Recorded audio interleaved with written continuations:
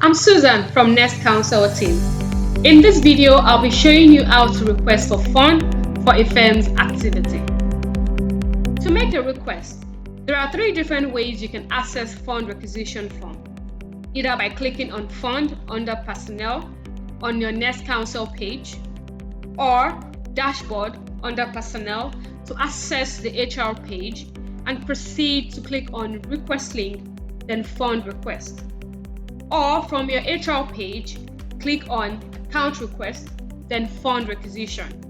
That will show you your fund requisition page. Proceed to click on New Request. The request form will pop up. Select Billable to Firm. Select the expense classification. Select the business unit. Select the category, and then proceed to put in the rest of the information. Once you are done filling the form, click on Submit.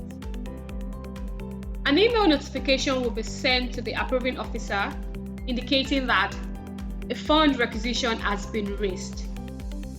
Once the form has been attended to, you will get a notification stating that the requisition has been approved or disapproved or needs your clarification. For more information, visit help.nestcouncil.com.